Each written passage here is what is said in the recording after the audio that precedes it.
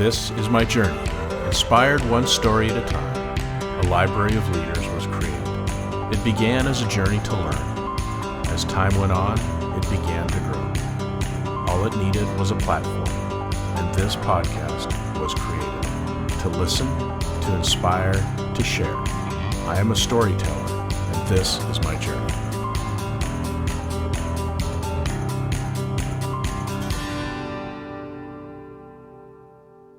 Welcome to another episode of Profiles in Leadership. I'm your host, Steve Anderson, and today our guest is Betsy Kauffman, who is a globally recognized executive leadership coach and organizational agility consultant with over 25 years of experience transforming Fortune 500 leadership teams into high-performing, aligned powerhouses. As founder and CEO of Cross Impact Coaching, she partners with CEOs and their executive teams primarily in health tech and fintech, to align strategy, execution, and team dynamics for lasting results. Her signature leadership alignment lab blends executive coaching, proprietary 360 feedback, and strategic offsites to help C-suites turn vision into action. She also co-owns Kauffman and Company Furniture, giving her a unique perspective on scaling and leading both service and product-based businesses. So Betsy, welcome to the program. It's great to have you on today. Hi, Steve. Thanks for having me. That was a lot. Okay. So let's just have a little context here to get going. So I always like to start with tell me, where you grew up, where you're from, Yeah. and kind of a little bit about your background and how you ended up being a leadership How we got coach. here today. Sure. I'm actually a military brat. So I am from everywhere and nowhere all at the same time. Okay. Dad was stationed in the Philippines, and that's where it all started. And we traveled all over the world and the country. And every 2 to 3 years, we'd pick up and move and start over. So that was a lot of fun. It brought, I think the ability to be adaptable and flexible and be a change agent. And so when I went to school in Virginia, to college in Virginia, it was really the longest time I'd ever been anywhere in my life. So, Wow.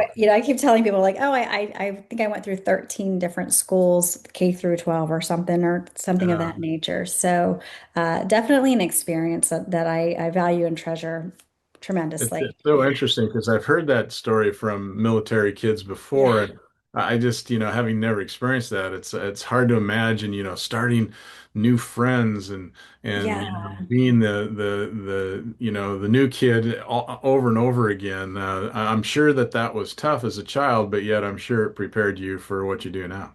Yeah, I think, when you're a kid, you don't really think about it. It's just kind of the way that you grow up and it's a way of life until you meet somebody who didn't grow up that way. And, a lot of the folks that I went to school with, their parents, they were born there, they lived there, their families were there. So it's just a whole different perspective that you're like, oh, okay, this is different. And so my husband was that way. My husband grew up in one area in Pennsylvania and went to, they were kind of were there their whole lives. And so it just baffled me. I'm like, well, wait, we got to move. We got to sell our house. We have to do something new. So Yeah. luckily, he understands about every 2 or 3 years, I get a little itch and we got to go do something a little bit different.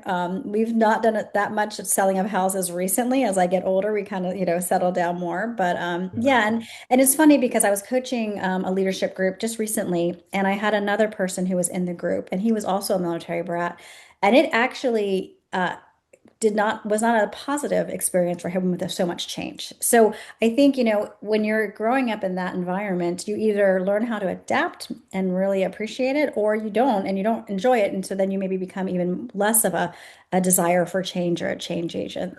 But that was an Sure. interesting perspective when we were chatting about it. Okay, so you went to Yeah. school, went to college in Virginia then, Went to you college in said. Virginia. Okay. Yep. And then I actually have a degree in hospitality and tourism management and have a business degree. Thought I was going to go do all this catering and stuff. And then as luck have it, you meet your spouse and they're like, no, we're going to go do something different. So I was living in the DC area, and that's where I met my husband. And a funny story, we actually met. It was my first week of work, and it was his last week of work. He had been working there for a year, and he's like, I don't want to do this for a living. I want to do something different. And so we had 1 week of overlap. Oh, wow. And yeah, so he left and went back to Pennsylvania and started doing his thing, and then he convinced me to move back. And I started to get involved in nonprofit. I actually worked for the Boy Scouts of America in Lancaster, Pennsylvania. So if you're familiar with the Amish country, we were up there. Well, Um, I did an internship for my degree in Carlisle, Pennsylvania. oh, So I'm okay. familiar with Yeah. that area. Yeah, it's a beautiful countryside, but Yeah. when you're in your 20s, it is really not that much excitement and fun. Yeah. Sorry, folks that live there. I think it's changed quite a bit. So we got married and we literally quit our jobs and moved to Charlotte, North Carolina. We didn't have anything, we didn't have jobs. We started from scratch and decided that we were going to build our life down here in Charlotte. And it's been the best decision. We've been here for about 25, well, I should just do the math, since 99, so 27 years at this point. And we've established our home and everything here. But I actually was fortunate enough that when I worked for the Boy Scouts, they had a division down here of the corporate office. And I spoke with the director, and he said, you're smart, you're young. Why don't you come help head up my big technology project? Well, this is back in, the 99, 2000, and I didn't really have a background in technology. I could use computers. I knew how to use computers a little bit, but they were just starting to come out and things of that nature. Yeah. But I needed a job. So I said, okay. And so I got put into this role and I started to learn how to do project management and technology project management and software and hardware. Um, and I will just say it was definitely one of the best like pivoting moments of my life and my career because I got into the technology space and I got into the project management space. And just because someone believed in me, they were like, you know what? I think you've got it. Let's try it out. And I learned a lot. I failed a lot. But it was my career defining moment after I'd kind of bounced around trying to figure out like, what do I want to be when I grow up in my early 20s? And so from there, I was able to really put myself into some very large companies and do technology project management, program management, portfolio management, um, and started to kind of make my way in that space. And I always ended up landing in roles that was working with executives. I don't know why. But I would come in and start to work on a project, and then they'd say, okay, well, you're going to go work with a CEO. And so in my late 20s, early 30s, I'm on corporate jets and we're flying around and we're doing all this stuff. And I just happened to get these executive level roles, which was pretty fun. And so did some consulting, kind of some other things there. Being in Charlotte, as you know, it's a very large financial industry and it's growing. It's got a lot of new facets, but it's a very finance heavy area. I was working at Bank of America. Really enjoyed my job. Great job. I was doing a lot of work with teams, helping teams become high performance, doing a lot in the agile space, coaching, again, getting pulled into this leadership stuff. I spoke at a conference and it was like a local meetup, but it was like 100 people. It was probably the biggest one they'd ever had. And the topic was on building high performing global teams. And fun topic. We're just talking about it, whatever. When the talk was over, there was a line of people out the door, like wanting to speak to me. And the very last person, and I mean, it must have lasted 2 hours of post conversation, right? Wow. You must Yeah, have it was really had crazy. an Yeah. impact. That's awesome. At the very last person said to me, "You need to quit your day job and take this show on the road." So I did. I quit my Wow. very secure job at Bank of America that I really enjoyed and I was having a great time with, and actually decided to start my own firm back in 2014. So Yeah, I that's started great. Cross Impact Coaching, and I started it as really a training and team development, high performing team development, agile coaching company. And as I was going into companies and they were pulling me in, again, I kept getting asked by leaders, can you come sit with us? Can you come spend time with us?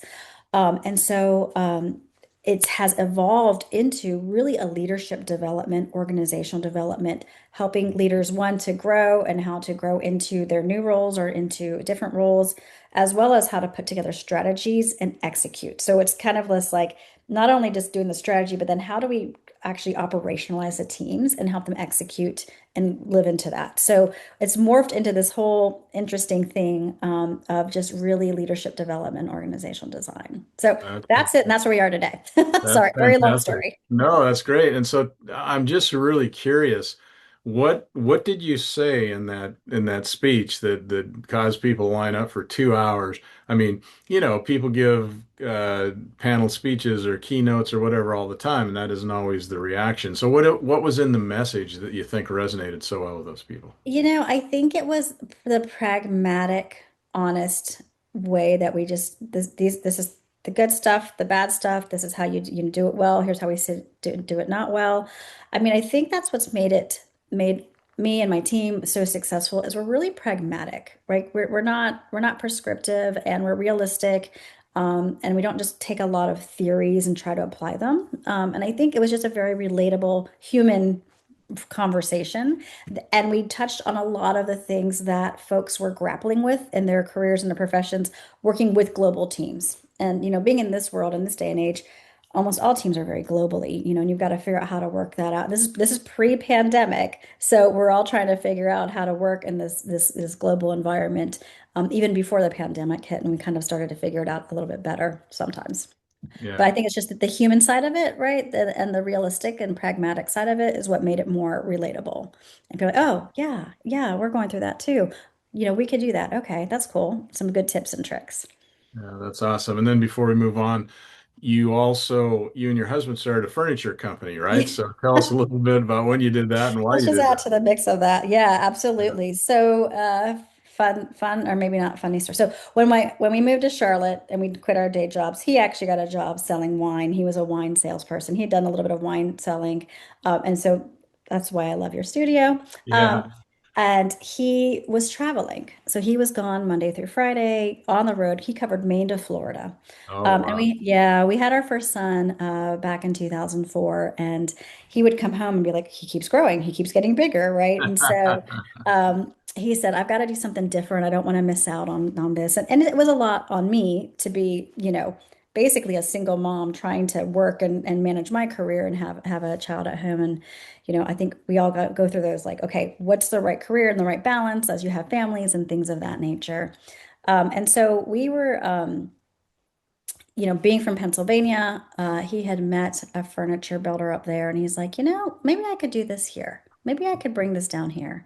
And so when we moved, we were here. He actually decided to start a furniture business and bring really good handcrafted custom wood furniture to the area. And being in North Carolina, I mean, North Carolina is a big furniture, right? It's a big Yeah. furniture area.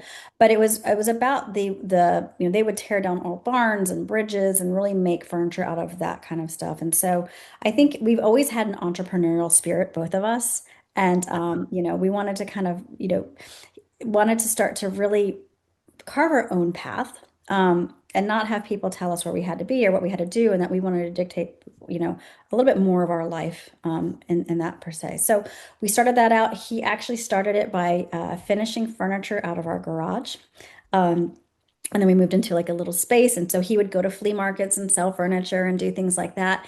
And it's actually now grown into a very well-known brand, not only here in Charlotte, but across the Southeast.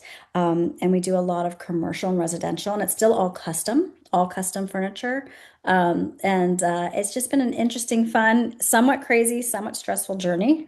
Yeah. Um, I and can so imagine. that's kind of running on that side, and I've got my thing on my side, and we come together at certain points, and as So most are you others do. active in the furniture business as well? Or I is am it a little bit. I bring a little bit of, try to bring a little bit of strategy and organization to the chaos. yeah. And I do a lot of kind of just behind the scenes, more of the administrative, as well as some of the marketing and sales. So, but not as much, it's just a more of like, probably more of the calmness of, okay, how do we stay organized and stay focused, which is my project management side of me. Yeah. He's really the visionary behind it, and kind of the face of it. And I'm there helping to support him and his team. Oh, Yeah. that's great. So Yeah. let's talk about this TED Talk. You did a Oh, TED Talk and it's been viewed millions of times, which is impressive. yeah. And when I watched it, it must have been during COVID because there was no audience, right? Yeah. Yeah. So, Of course. but Right. it was very Yeah. well done. So just share with us a little bit about that, Sure. and if you wouldn't mind telling the story again about your two sons, because I think it was profound. Yeah. Yeah. So it's funny. I was actually at a conference, and it was a Project Management Institute conference, and they had a little info session that they were going to partner with TED. and try to bring, they wanted the members to do a TED Talk. So they were going to sponsor a TED Talk for 12 of us. And so and I've always wanted to do a TED Talk. It was on my vision board and all these things a few years Yeah. before. It's funny, my older son actually helped me create that vision board, and I put it on there and he's like, "What is that?" I'm like, "Oh, it's a really important talk. It's fun. When you get out there, you have a good idea to share." And so I had submitted a couple different ideas that I wanted to share. And I had one that was just sitting there, and I was like, this is just such a basic idea. I don't even know that it's anything important. So on the very last day that the submissions were open, I went ahead and record. So when you submit to TED, you actually have to record a video of your idea so they can see you talking on screen and they understand it. So I submitted it literally, I probably had just a couple hours left on the submission window, because it was a theme that was coming up a lot in my work with my clients, particularly with the clients I was working with at that time, and now even to today. And it was about being able to openly speak openly and honestly about what's happening, either in the space or in the room or within a team member. And the conversations that I was having is that like, well, I really wanted to say that, but I couldn't, or I didn't, or I wish I had, or something of that nature. So as I submitted the talk, it's kind of an idea that you're kind of still percolating on. And so I submitted about, how do we have these honest conversations? And it made me start to think about my two boys. They're very different in personalities. And we were working through a neighborhood situation, which most families do, right? When you have kids and you have lots of kids. And so there was kind of this circle of people, and we were trying to figure out exactly the true story. And so everybody was kind of had their own ways of saying it. But then my youngest son, and I think he was like 7 or 8 at the time, maybe 9, literally without any, he just never held back and was like so matter of fact and like stated the facts and was able to come out very unemotionally, as to like, this is what has happened, this is the situation, this isn't true, this is what we need to do, and literally stopped all the squabbling between the kids and the adults and everything else. It was such a mic drop moment that I was like, gosh.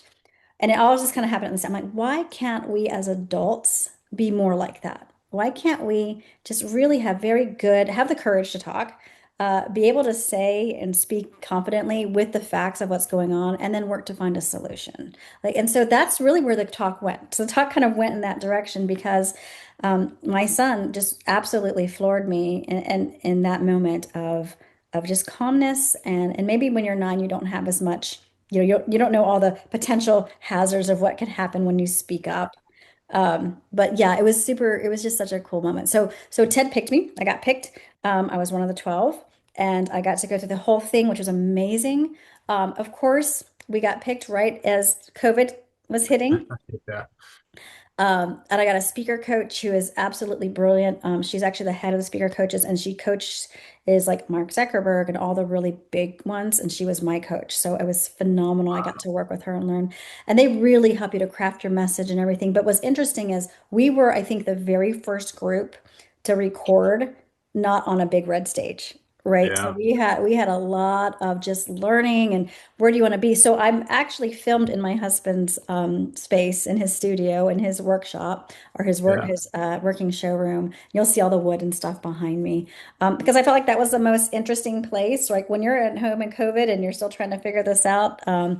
But yeah, so that's where it was, and it was great when it got released. It was amazing. We hit 1.6, 1.7 million almost like immediately, and they keep putting it out. I actually went back to TED, so TED called me back, and I did a training for them internally on the topic, Oh, which is wow. kind of cool. So they'll pick some of the talks, and they'll keep putting them out there, and they'll also bring them to workplaces and help workplaces with some topics that are really interesting to them. So Good. that was a fun ride. Yeah, for Are you sure. going to do another one? Have they asked you to do another one? Or No, well, you always just have to go? keep submitting, right? Yeah, yeah, So I think, I don't know. I did it. I might check that one off and yeah, move on. yeah. It's Why kind not? of one of Why those. not? Yeah. It's interesting you say that because again, why are we afraid to say things? And Yeah. in our society right now, when we look at it, it just feels like we're afraid to say anything. We're afraid unless you're talking to, your people or your group, and then you're just preaching to the choir. So then you're brave because you can say, oh, this, knowing that everyone's going to agree with you. But I think Mhm. what we're missing is that ability to be the contrarian sometimes and just kind of say, wait a minute. Do we really want to do this, or does this really meet the goal? Does it really fit our values? Yeah. Those are kind of questions that need to be asked. And if they aren't asked in boardrooms or meeting rooms in companies, we're going to miss something. Yeah, it's because I work a lot with leadership teams, you can often see that dynamic. You can see people who aren't saying the controversial things or want to, right? Or if they are saying it, people might be like, "Oh, wow, why'd they just say that?" And they might get labeled as like, "Oh, they're the troublemaker." Yeah. But I think being able to have a safe space and being able to have really good, rich conversation is actually what makes people and teams better. When you can do it and it's not aggressive, right? And so it's about setting up the right space and the right place and um, allowing people to be safe, to be able to be felt heard. And like you said, in our day and age, everybody, especially like on social media and stuff, are now you can now be anonymous. So you can hide Right. behind stuff and put stuff out there and be bold. Whereas, if you what if why? Why don't you just say what you say, what you're thinking, and let's have the conversation. So So when you're it's a working with dynamic. when you're working with teams and you go in and you said you need to create this safe space, which makes total sense. Uh, Hopefully this isn't too general a question, but how do you do that? I mean, what do you do to create that safe space? Did you set down rules and you agree that we do this and that? I mean, how do you create that safe space where people feel like they can say the Yeah. off thing? Yeah, there's a couple of different techniques. Obviously, I always set down like, oh, like whenever we're coming together, let's say it's a 2 day offsite, we always have our working session rules, right? So what are we going to say? Make it safe. We're okay to be vulnerable. I think the other thing is I'm not afraid. Like I'm pretty good at reading the room. And so I'm not afraid when I see somebody who wants to say something and, calling on them and hopefully creating a space of, hey, I don't know that you agree with that. I just saw your body language move, or saw a shift. I also really try to get to know my leaders really well, which is why we also do the one-on-one coaching. Because if I'm coaching them and I kind of know some of the dynamics that are happening, it Yeah. helps me to really be almost just an extension of them because I can kind of lockstep and say, yeah, I heard that something was going on with whatever. Whether we're trying to do a new initiative or we're trying to, do some grow in sales. And so I think it's really one getting close enough to the group, um, inviting people to speak, watching the body language. And knowing when there might be something that might be a little bit off. Sometimes at breaks, I might go up to a leader and be like, hey, we need to let this person speak because they're not aware. When they're in the moment, a lot of people aren't aware of what's happening in the room. And so it's being able to read that room and really pull people in and out of conversations. And there's a time and place for everything. Am I perfect? No. Have I maybe called on something and it wasn't the right thing to say? Absolutely, for Yeah. sure. And there's some things that I might parking lot and we come back to the next quarter when I go back and work with them. But also I think being a third party external person is helpful because I don't know all the nuances, which is maybe great. I can just see what I say. Like, I mean, I can say what I see. Sorry, I can say what I see. And it really is about like, hey, there's a bunch of tension here. What's happening? Oh, she just picked up on this little topic Yeah. and that's been very powerful. And I think that's what people value is that I'm not afraid.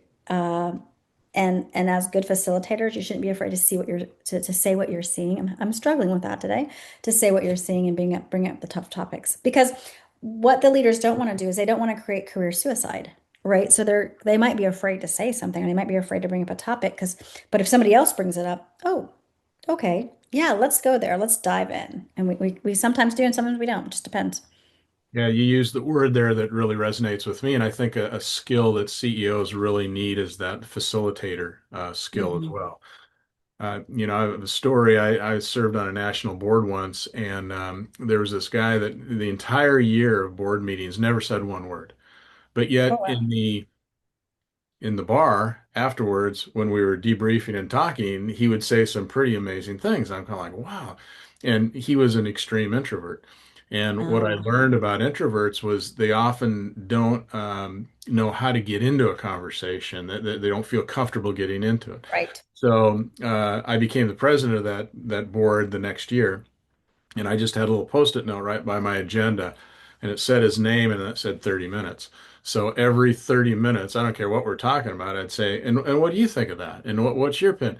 And then all of a sudden people are like, oh my gosh, he's got some really good points. I didn't think Mind he knew blowing. anything, Yeah. you know. So it Yeah. was just an example of allowing that person to get in, or helping that person get into the conversation because Hmm. it's the extroverts don't have a problem with it. They just jump right in and sometimes interrupt all the time, right? Right. But Right. people that are less confident or maybe more introverted, struggle with that a little bit. So I think as a facilitator and as a leader of teams and groups like that, you need to make Mhm. sure all those voices are heard.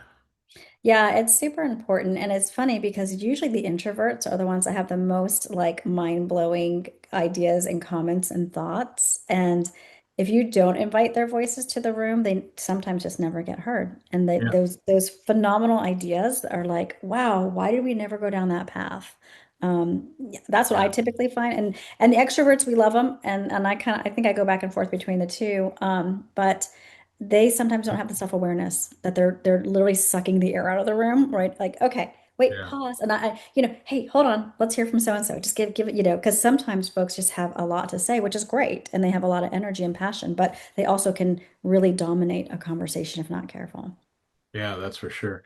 In the TED Talk too, you also had a strategy that I thought was interesting. You called it your Captain Obvious strategy. So Yeah. tell us a little bit about what that means and what you were trying to say in that. Yeah, so uh, a lot of times there people are just having very this will probably come out the wrong way, but just very basic thoughts and questions, but they're afraid to ask them because they don't want to come across as being dumb or not knowing something. And so, I mean, it's really about like, okay, I'm just going to ask the really basic dumb question first.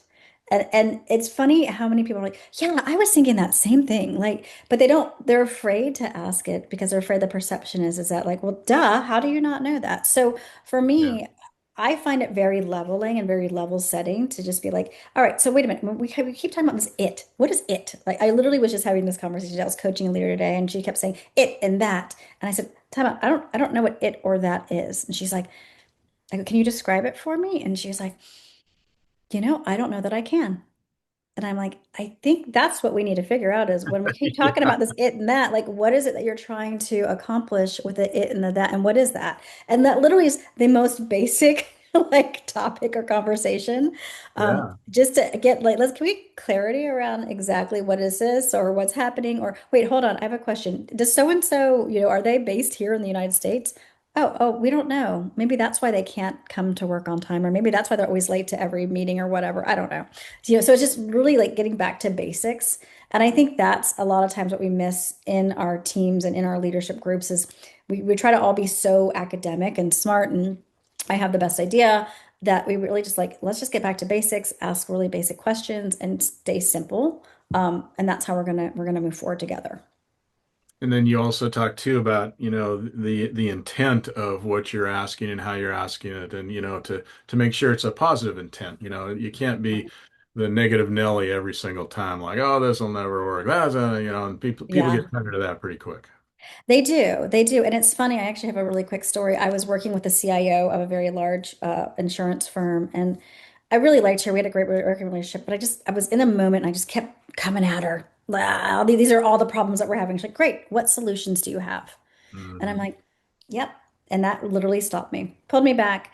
And that's it. It's positive intent. So when you talk, what is your intent? And do you have a solution for it? Right. So when you're going to say something, what is the point of moving the conversation forward? And what can you do to help solve for it? Instead of always being like I call it a problem discusser or a problem, just, taking all the problems and throwing them out there. Like, great. Yeah. And what's next? Right. Make it positive, keep it positive, move the conversation forward because it's so easy to dwell on what's going wrong that if we don't ever figure out, okay, great, now what can we do? You're going to just sit in that abyss of of misery loves company, and I tend to see that a lot, especially in companies with leaders and where things aren't going well. We like to sit in that abyss of like misery. Yeah. I remember a story too when I was a young leader, and I just fell on this by chance. It wasn't anything I read or thought about, but I told my team that when they would come and complain or have a problem, I said, okay, that's fine. I want to hear it. I want to listen, but don't come with a problem unless you have at least one potential solution. Perfect. And so they knew it. They knew. They came in and said, "Well, this isn't working. This isn't working. This isn't working. And maybe we could do this." Now, maybe I didn't like the solution, or maybe it wasn't, going to work. But at least they were thinking of a solution and not just dumping it on you to say, Yeah. "Here's all our problems. Now you solve it." Right. And I think, and as a leader, that one helps to give the person ownership of the problem too, right? So Yeah. good leaders, I'm a really big fan of the David Marquet Turn the Ship Around about intent-based leadership. And it's really about getting your team to own the problems and to own the solutions and not, leaders fall into the trap of being fixers and doers. Yeah. And when we can start to shift that and having our team members own it and work through it, they then will actually be accountable and you'll see like the tide will start to shift. And it's not always on the leader. I mean, the leader has so many things on them at any given time. Like it's nice to have, okay, great, go, run. Or Yeah. let's redirect a little bit or something of that nature. But really, yeah, I think as a leader, you have to be like, okay, am I a fixer and a doer and a problem solver, or can I actually show that back to my team and let them think for themselves and be accountable and have ownership? And we've talked about this on this podcast many, many, many times, but I think a mistake a lot of younger or newer leaders make is that they think that they have to have the idea or the solution. And so, well, if I don't know the solution, then, why am I in this position? Where Right. we learn with experience and we learn over time that the better solutions always come from varied opinions and adverse ideas, and together you come up with a better solution than any one person can. So, Mhm. if we could somehow get that message to the new leaders that it's okay that you don't have to know exactly what to do, or you Yeah. don't have to be the fixer. You can be the facilitator of the fixing, you know. Yeah. I think it's a confidence thing, right? And it's also probably, do I was put in this position, they're expecting me to be the be to everything of everything. And maybe not. That doesn't necessarily need to be the case, but I do think it comes down to confidence as a leader, right? And Yeah. being okay not Yeah, having for all the sure. answers. And I feel like people appreciate the vulnerability. Like, you know what? I don't know. I don't have all the answers. Let's go figure this out. Like that actually shows the human side of it too. And if folks can kind of be okay with just showing the human side of themselves, not always having to be the superhero in the room, I think that has, that goes further than, trying to fix everything or solve everything.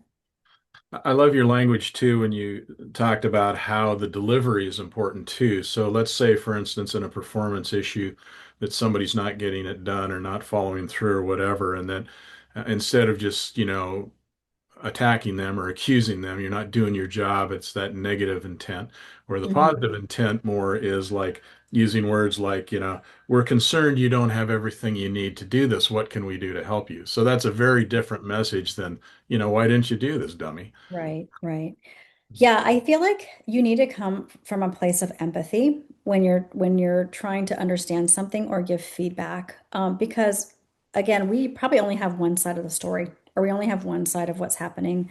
And if you come from a place of empathy and questioning, there's probably a lot more to what's going on, right? Like again, they might be missing something, and or they might be having something going on at home that we're not aware of. Once you kind of start to ask those questions and come from that place.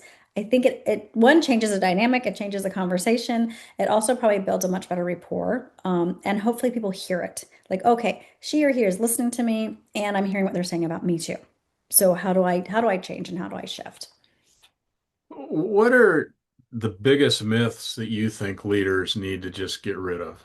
When you think of um, working with people, there's certain things that we all believe or that we think are true or whatever, and they're just not. So, when you're working with your leaders, what are some of the things that you think are common that you just need to get out of the way? Yeah, I do think that everybody inherently really does want to do a good job, right? And We might have folks that maybe are not the right people on the bus. Hmm. Um, and that's okay, right? At the end of the day, they all want to do a good job. So how do we help them to find the right place on the bus?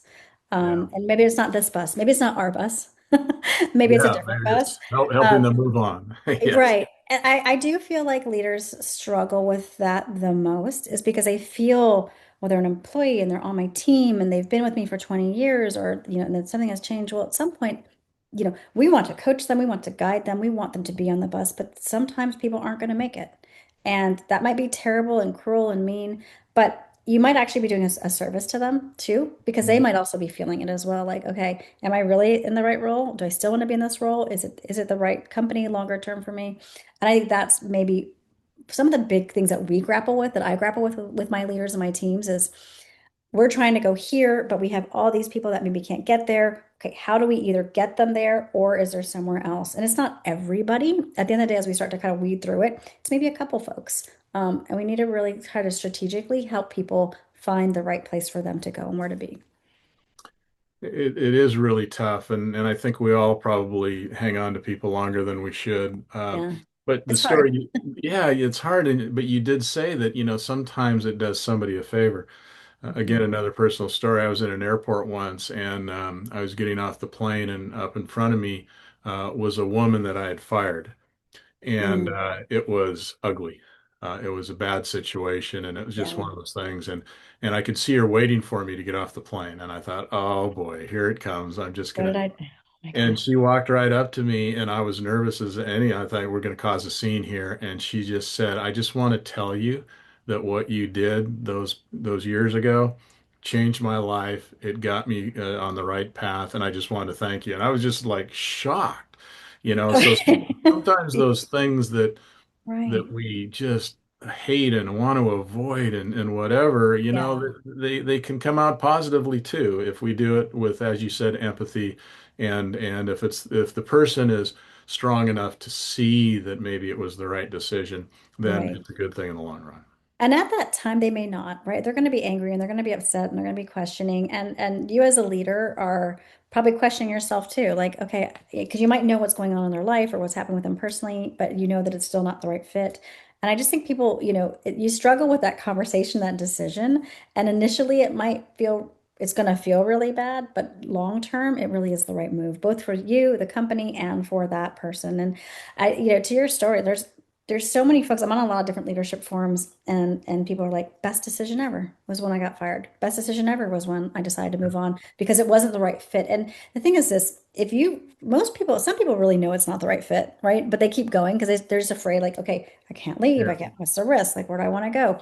And it's almost maybe a blessing sometimes to be like, okay, it's time for you to move on, or we're going to put you in a different role or something of that nature. So you really got to find people's geniuses and put them in the right space for them.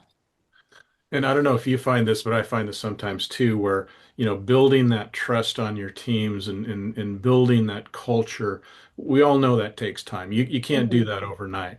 Yet there's Right. so much pressure to move quickly. So Right. I assume that you're probably dealing with a lot of your executives that you work with is how do you move quickly, but yet take the time to build that trust and earn that trust so that in the future it's sustainable. Yeah, so I'm working with a group right now, and they are really a very focused, intentional group of changing the culture. And I think that's what it is. I think it is one about being very intentional and being very transparent about it. When you're able to come out and say, hey, here's what we're doing, here's where we're trying to go, and this is how we're going to get there, and be very transparent on your wins and your losses, you're going to build a and much stronger group of folks and a company that has a much stronger culture. People want to know what's happening. Like they want to know the good and the bad. They want to know what's your vision and how do we get there? And are we all rowing in the same direction? Are we all working on the same things that are important? Not okay. I know they go off for 2 days, then they come back and nothing's said. Like you don't have to tell them everything that happened, but at least say, this is where we're trying to go. Here's the transparency. We're having a great year. We're not having a great year, are being perceived as, not the best department in the company, or all of a sudden we have more work than we can handle because we've been doing so good. So I think, the way that it's just the transparency and the conversation and being open. so people can understand and be a part of the bigger picture of where we're trying to go. You know where we see that sometimes a lot in the sports world, like with a coach. It's not uncommon for the coach to say, we lost the game, and in the meeting afterwards to say something like, it's my fault. We had the wrong strategy. I didn't do Yeah. this right. We could have done this better. I didn't prepare you well enough. And the coach takes the blame, so to speak. I don't think you see that much in businesses, And you where don't, you don't. yeah, so I'm not suggesting that everyone should have to do that, but we should at Right. least feel comfortable with saying, admitting that, being vulnerable, admitting that we screwed up, admitting that something didn't go the way it was, and Yeah. I don't care if you're on the team, something you did had some effect to it. I don't care if it was big or small or whatever, but you have to at least accept the ownership that I was a part of this in some way. So what can we Yeah. learn from that and how do we move on? Yeah. And I think asking that question, right? What can we learn from it? And what do we want to do differently? And how do we move on? Is sometimes we don't take the time to do that. So we don't take the time to actually reflect and retrospect and talk about, okay, what went well, what didn't go well. Now, what are we going to do differently? And how do we make sure we don't do the same thing again? Again, that shows that vulnerability and trust. And that also having that conversation and being able to listen is really critical, I feel like, for leaders. And then taking action on it. So, the lip service is always another thing that people I think sometimes struggle with is, yeah, okay, great, thanks. Okay, next, we're going to move on. But how do you actually action when you get feedback as a leader from your team members on what we need to do differently, and then trying to make where you can some different changes. So when you look at all the people you've worked with, and again, this kind of general question, but what do you think CEOs have the most trouble with? What do they? What is in? Why do they need you? And Why and do they bring you in? what Yeah. are you telling them that they need to know and change? Yeah. I really think it's about getting the entire team to understand that they are the team. And so it's the Patrick Lencioni first team concept, but really about how you need to look across the room and everybody in that room. Those are your peers, right? So your first team, your number one team, are the people that are sitting with you side by side, not your downlines. And so we get brought in a lot because that team that is trying to come together to build the strategy, to figure out where they're trying to go as a company or as a department, if that team isn't aligned and isn't talking and doesn't have comfort to have those tough conversations, you're never going to execute on the plan. It doesn't matter. We see lots of silos. We see, these folks work together and those folks don't work together, and HR doesn't know what they're doing. So why are we going to pull them in? It's actually about, I got to get this whole team strong first so that we can put a plan together and hold each other accountable to executing against it. So that's a lot of why I'm brought in, is to just get that team working together and then putting together a plan and then holding each other accountable. And if we don't meet what we achieved the quarter that we set out to do, why did we do it? Why did we not do it? What are we going to do next quarter? Um, if you don't have that kind of alignment at the top, it doesn't matter because you're all going to start executing in silos, or you're going to be in different directions, and it happens all the time. And so, we kind of wonder, like, why do all these big companies fail, or why do some companies do well? Well, when we have a clear vision and mission and where we're trying to go in our strategy, and we're all doing it together, you're going to be stronger together. You're going to actually see results. Yeah, for sure.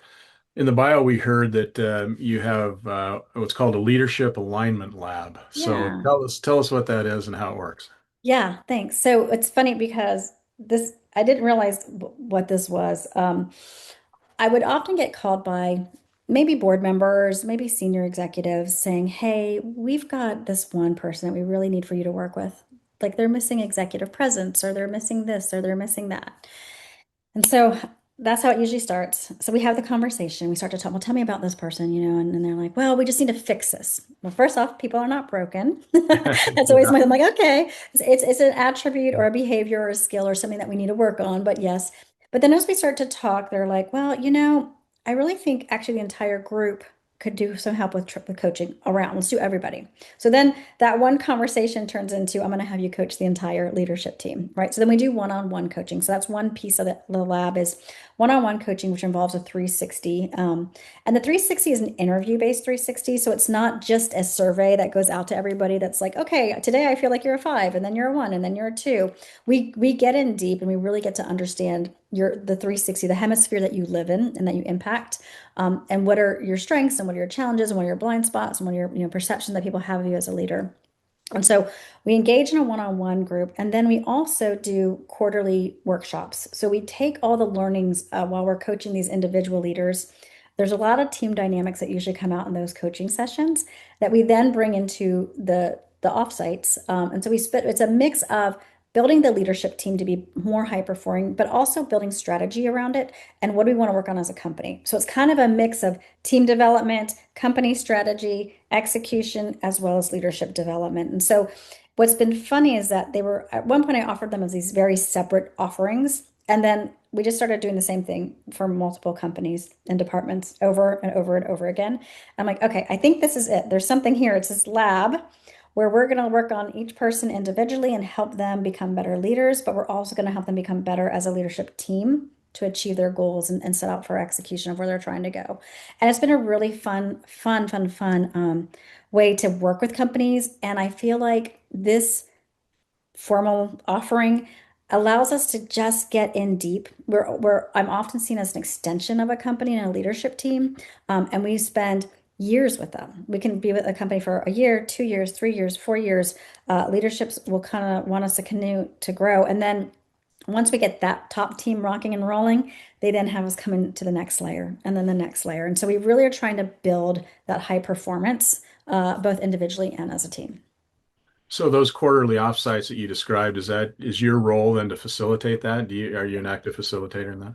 Yeah, I'm usually the facilitator. I am the facilitator in it, but I'm also bringing different things to the table. So they're not like a rinse and repeat. I notice a lot of times people do these quarterly strategy meetings and they're rinse and repeat. We do the same thing over and over again.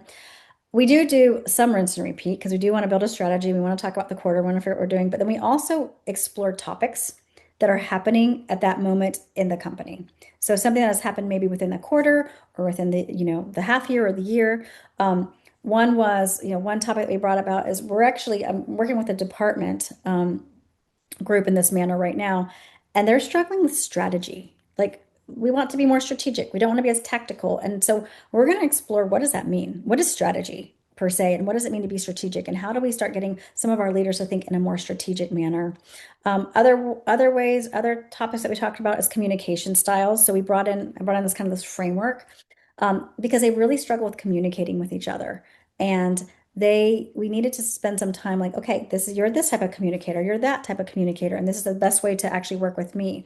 When we did that work, it completely changed the dynamic of the team because they now learn how to work with each other and how to play off of each other's communication styles to get what they need to work better together. So we'll take a little bit of whatever nuance is happening in that room at that time, and then also do the strategy work as well. You said earlier you used the word executive presence.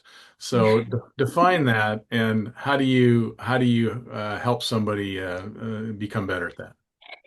That's a really interesting word. And it's one that gets thrown around a lot. And for me, it almost becomes a perception versus is there a true definition? Um, but it really is how do you show up amongst your peers and possibly your next level and other leaders? And do you show up in a way that is calm, confident, uh, engaged, uh, self-aware, all the different like adjectives that you and I have thrown out already today. But really about being just that player that people feel that when you come into a room, okay, they can sit with the executives, they understand what's going on, they can control their emotions, and they have the confidence to actually have great conversations. I mean, that's really what it is. What's funny is I was telling somebody this just the other day is I get called in a lot. Can you help with their executive presence? I'm like, okay, well, what does that mean to you? Because everybody is so different. Every company is so different. Every department is so different. So I was brought in to coach this one leader, and I've been working with him for years now as his executive presence. And um, when I did his 360, the only person that had a problem with his executive presence was his actual leader who had brought me in.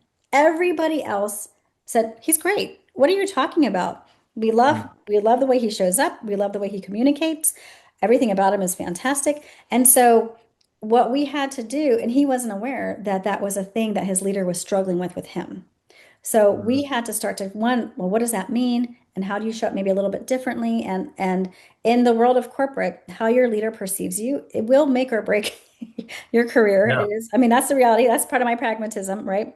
And so, yeah. but it's just an interesting thing because I feel like executive presence, again, it's a perception that people create, and either you fit into it or you don't. And there's probably some common themes there, but every company and culture is just so different.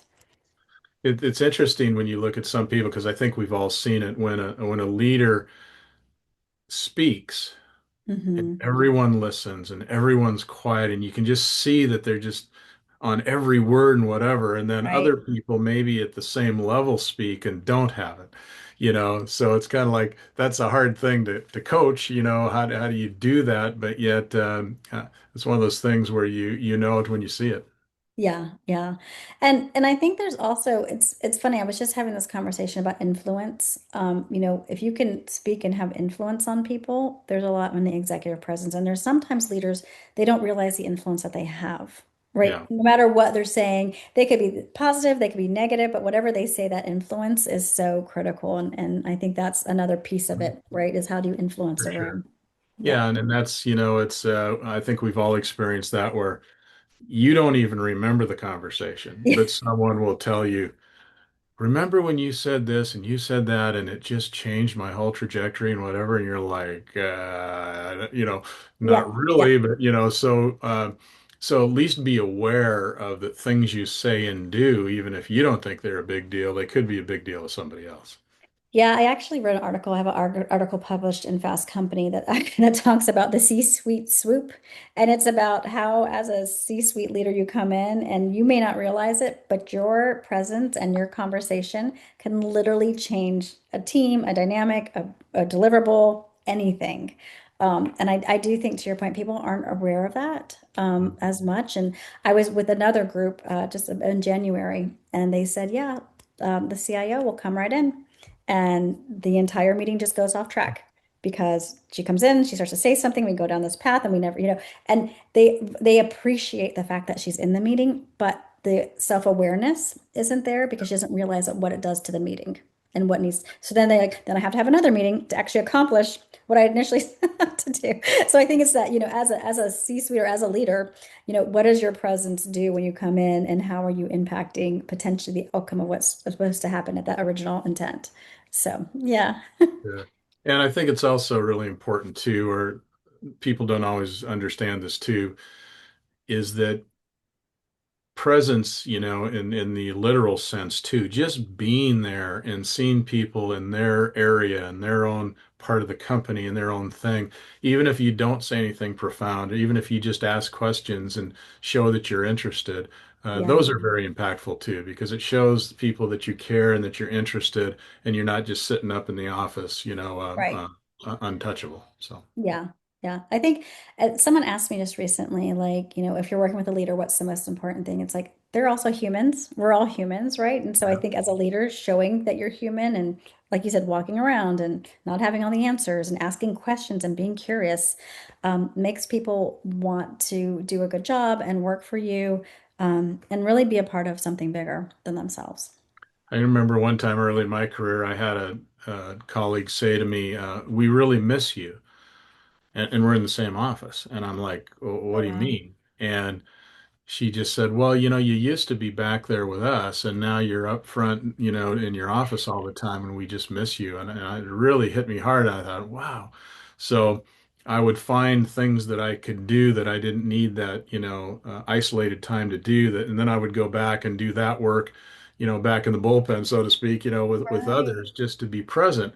And I didn't say anything, I didn't do anything, but just being there made them feel more like, you know, we're Mhm. still on the team. So. Yeah. Isn't it interesting how that one statement like was so impactful for you? Yeah. Like, yeah, I mean, you don't really, Yeah. oh, I guess I didn't realize that I've kind of been sequestering Yeah. myself away somewhere else. Yeah. And we need people on our teams that are willing to tell us things like that. Because, Right. you know, we do get focused and busy and whatever you want to call it. And sometimes Right. you miss things.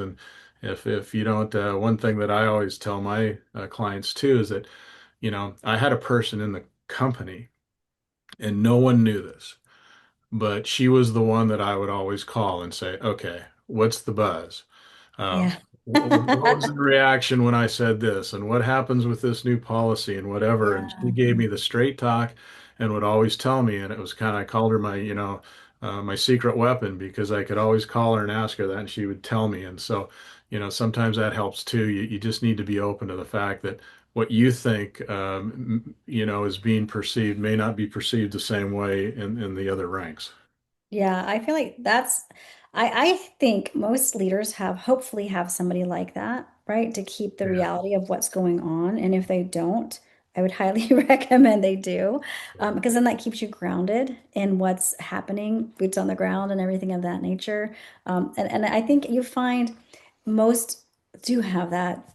And it's, do you trust it? And how do they not, how do you keep that relationship so it's not abused, but it's also one that's of trust, and you can hear what's happening in all the different areas. So, yeah. Betsy, we've covered a lot of ground here, but what haven't I asked you in anticipation of our talk today that you want to be sure and get into the program? Um, I think, we've kind of talked about this, but it really is, as a C-suite, as a leader, um, really getting your team focused and aligned and all on the same page is like probably the most critical thing in order to get the folks that are working within your teams all headed in the same direction. Yeah. And like when you can do that, I mean, I've come from the trenches, I've worked in the trenches, I've been in the execution side of it quite a bit. I mean, that's where I start and I always get pulled up into working with the leaders. But the people that are working in the trenches day to day want to know what's going on. And they want leaders aligned. They want leaders all singing from the same, sheet and saying the same things, because then we just are moving forward. We spend so much time and money and energy like kind of, I don't want to say fighting with each other, but trying to figure out like, are we all supposed to be doing the same thing? Are we all going in the same direction? And I think if you can build that type of alignment and strategy and also like push it into the company, you will see like a major results. That's all people want is they just want to know that, what am I working on? Is it valuable? What are we trying to accomplish? What's the goal? And does everybody agree with it? And how do we get there? You will literally achieve all of your goals as a company if you can start to build that alignment. And just coming from somebody that works in the trenches, that's worked in the trenches, and now working with leaders, that's kind of the secret sauce. It's not all the AI, it's not all the technology. It's those are things are important, but it really is getting everybody just in the same direction, moving together. Yeah, for sure. Well, if it's different than what you just said, at this point in the interview, I always ask my guests the same common question. And that question, Okay. in relation to leadership, what is a pearl of wisdom that you could leave us with today? Oh,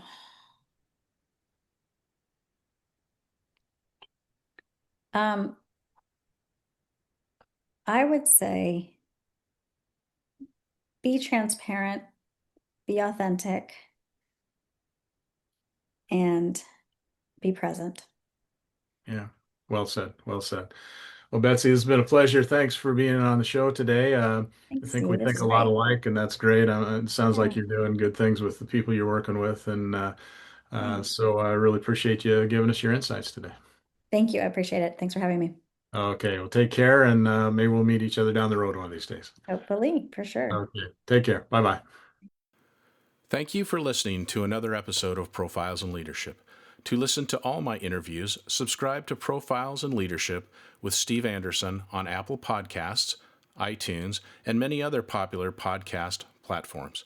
Some of these interviews are on video, and you can search YouTube for Profiles in Leadership with Steve Anderson. You can also access the entire library of interviews on my website, orange.coaching.com, and that is orangetheword.coaching.com, and go to the Media Center and click on Podcasts or Video Gallery. You can also enter the website from pilpodcast.com.